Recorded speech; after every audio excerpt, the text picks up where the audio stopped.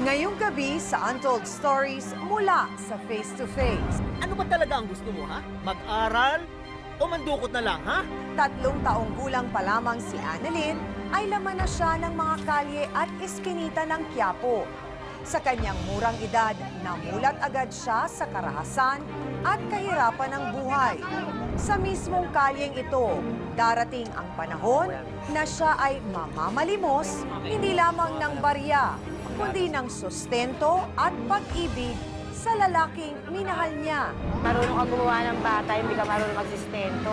Mahiya kayong dalawa ni Rosalie, kakapal ng mukha. 20 pesos lang daw binibigay namin sa stento.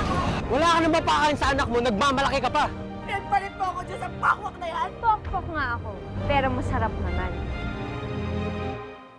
Paano nga ba itataguyod ng isang batang Quiapo ang kanyang maliliit na anak kung ang lalaking minahal niya ay tinalikuran na siya ng tuluyan at hanggang 30 pesos lamang ang ibinibigay na sustento para sa kanyang mga anak? Magandang gabi po.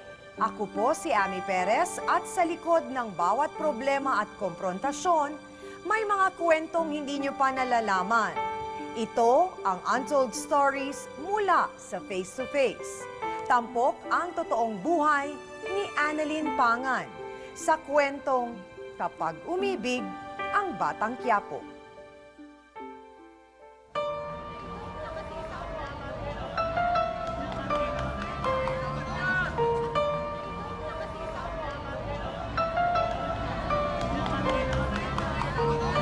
Asan na kaya si Annalyn? Nandyan lang yun. O, ayan o. Oh, hindi na ka pa hinahanap ni Amo. Magtrabaho na daw tayo. Kuya, pili ka. Ate, pili ka matamis o. Kuya, pili ka ng mga matamis. Eh, magkano lang sones? 40 kuya, O, isang 1 kilo. Ay, ano ba yan? Sige, okay lang.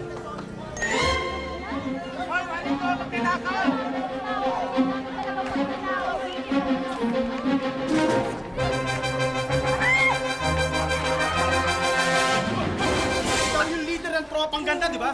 Wala kayong kadala-dala. Bidensya to, ah. Durokot kayo, ano? Nanalo kayo. Tara na, sa pasito. Sa murang edad, naging normal na kay Annalyn ang laging mahuli ng mga pulis dahil naging batikan siyang pickpocket sa Quiapo kasama ang kanyang tropa. Ayos lang, ilang araw lang naman tayo dito. Anak! Nay? Saan ka nila dadalhin? Ililipat ako pansamantala. Puno na kasi sa kulungan eh.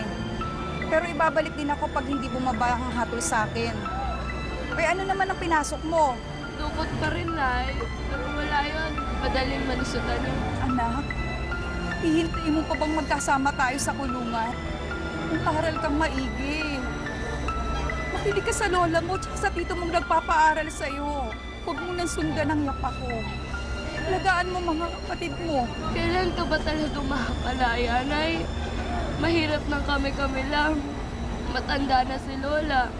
Lumalaki na si na Andrew. Hindi naman ako pwede pumorma kina Tito dahil kumonti lang din ang kinikita nila. Gusto ko magkasama-sama na tayo. Lakasan mo ang loob mo, anak. Makakalaya din ako. Hanggang kailan, Nay? Hirap na rin ako eh.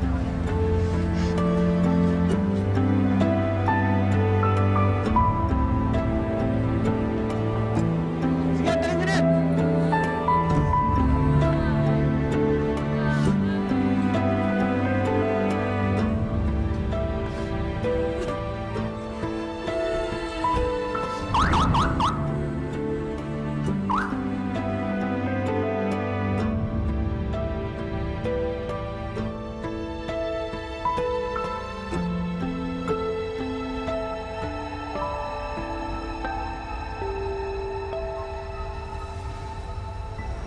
Baon na ako.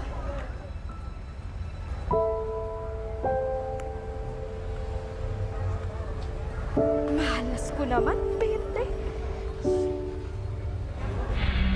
Ano ba talaga ang gusto mo, ha?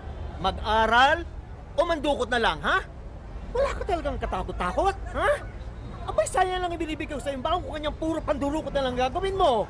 Sorry po, Tito. Hindi ko na po ulitin. Dapat lang, no? Dahil pag hindi, ako mismo magdadala sa'yo sa presinto, ha? Sige, ito baon mo. Sige. Ito, Per. Sige, pasok sa eskwela. Dali. Tito, may project kasi kami eh. Pwede bang makahingi ng dagdag? Yun po yung sinasabi ko po sa inyo no isang linggo. Wala na eh. Yan lang ang natira sa kinita ko eh. Mas mabuti pa siguro, doon ka na lang manirahan ng permanente sa DSWD. Ano? Alam mo doon, libre. May makakain ka na, makakapag-aral ka pa. Hindi dahil sa Quiapo na puro palaboy lang ang ginagawa mo sa kabarkada mo. Sandali, Apo. Bakit ano ba? Magkano bang kulang? 50 pa sana po. Teka, meron ako dito. Pandagdag na rin yan. Kulang pa rin? Opo eh. Bigyan mo na naman kasi. Nangako ka naman sa nanay nito na aasikasuhin mo to eh. Pagkatapos ngayon, sumusuko ka na. Baka sayang lang yung binibigay kong baon sa batang ito. Balita ko, lagi na lang itong naglalakwat siya kasama ng kanyang katropa eh. Ito nga, balak ko na nga report sa DSWD eh. Para ano?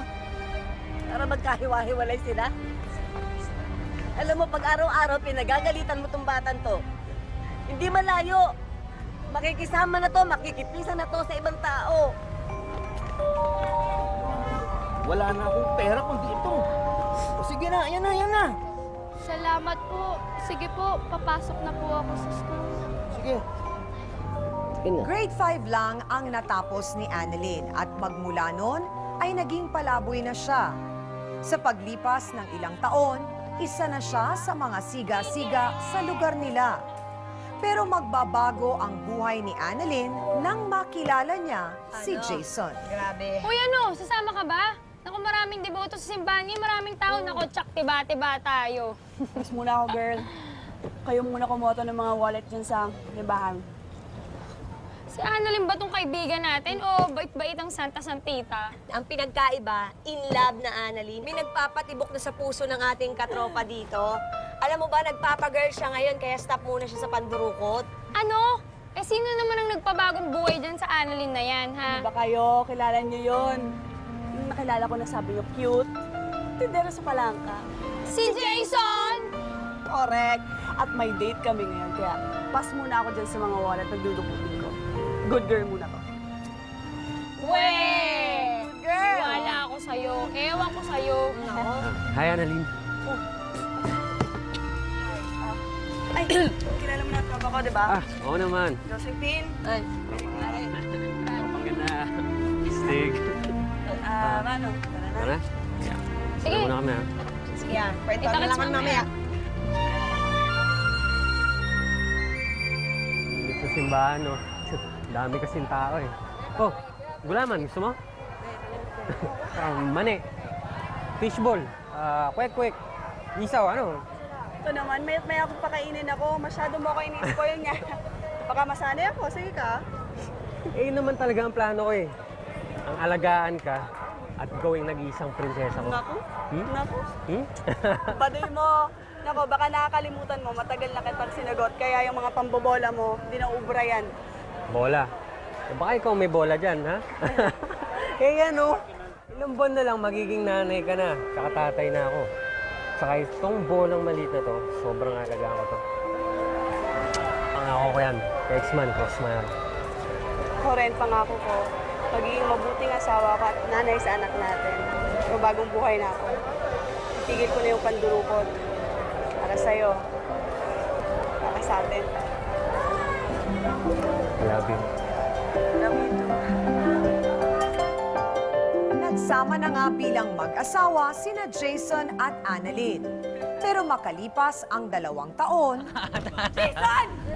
Paano ko natuntun yan dito? Matindi talaga yung pangamoy ng esmi mo, pare. Sabi nga yung kamandag mo, sobrang lakas. Umaalingasa, umabot hanggang dito. Ay, anak, lagot! Uy, Jason. Galing ako sa pwesto mo. Akala ko naman nagtatrabaho ka pa. Wala nang gatas sina Jasper and Dreamers. Pumili ka naman ng gatas para sa mga anak mo. Eh, wala na akong pera, eh. Ubus na. Yung iba na kay nanay. Pero medyoan mo muna yung panggatas nila. Paano? Mauumit ako ng gatas sa grocery? Jason, ikaw ang tatay. Ikaw ang gumawa ng paraan. Lagi ka na lang naglalasing, ah! Ayan, nadali ka. Ikaw, dito. Huwag mo pinapaya sa mga kainuman ko, ha? Hmm? Kung ayaw mo mapahiya, ayusin mo yung buhay mo. Puro ka nalang inom. Tigil mo yung bunganga mo. Huwag mong pairalisahan yung kasigaan mo, ha?